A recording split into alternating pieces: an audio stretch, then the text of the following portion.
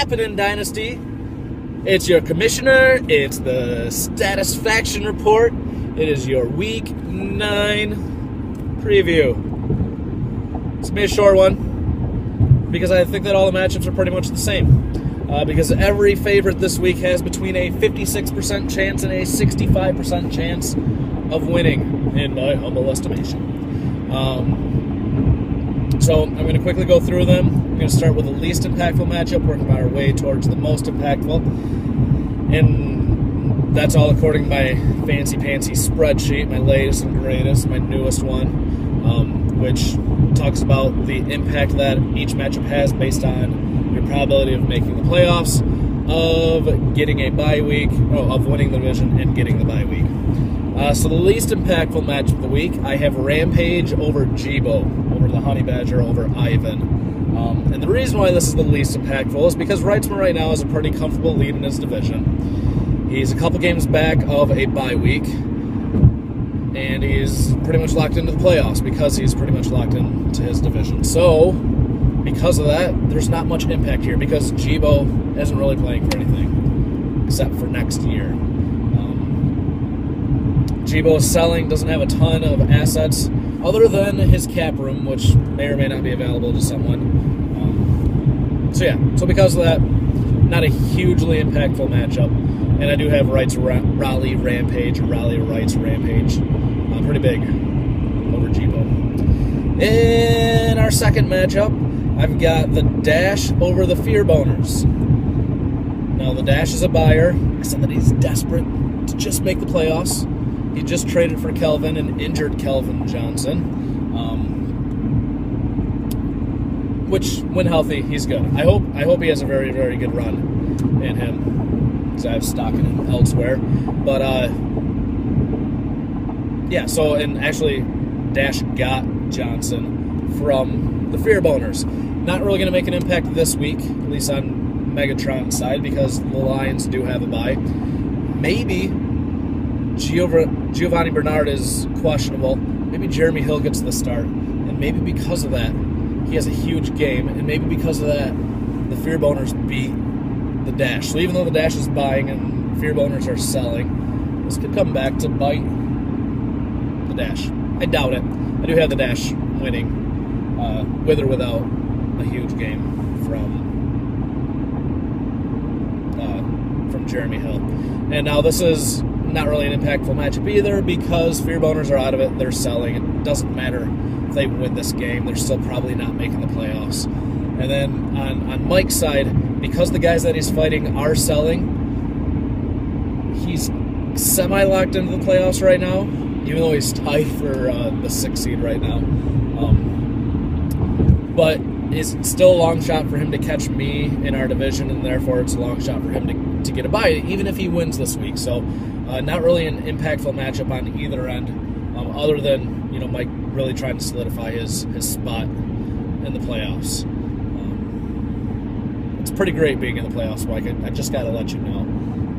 It's where you want to be. So I understand you wanting to make the playoffs finally, that you're actually trying to make the playoffs this year. Yeah. In our next matchup, we have Jaquiz My Pants over Borkum's Ballbusters. This is a contender versus a pretender, a contender versus a bottom feeder. Borkum's, I don't think he's mathematically eliminated from the playoffs yet. If he wins the rest of his games, which is highly, highly unlikely, and if certain guys lose a bunch of games, it's still possible. It's still possible that he makes playoffs. Not likely whatsoever. But yeah. So he's selling. He's got a couple decent assets, one of which I'm interested in. Get back with me, Bork. Come on, let's get this done. And then over on Jaquiz's side, this is where the impact of the matchup actually lies. He does pretty much have his division wrapped up. He's still fighting for that bye week. Right now he's got the second bye week. 1 game up on Durs, 2 games up on Wright's Rampage. So this is a big week for him in terms of actually maintaining his bye. And I do have him winning quite comfortably, as I do most of these matchups. But yeah, so most of the impact here lies in the bye week probabilities. In our fourth matchup, this is actually the only matchup that pits two teams that are not currently in the playoffs, yet this is our third most impactful matchup because these are two teams that still have a shot at the playoffs. And we have Organized Chaos over Cecil. I'm sorry, Cecil Seashorts over Organized Chaos is my pick. Even though CCSS is a game and a half behind ORG,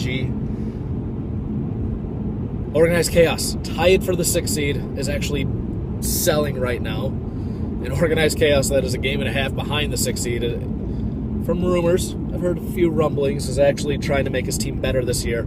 It is actually buying.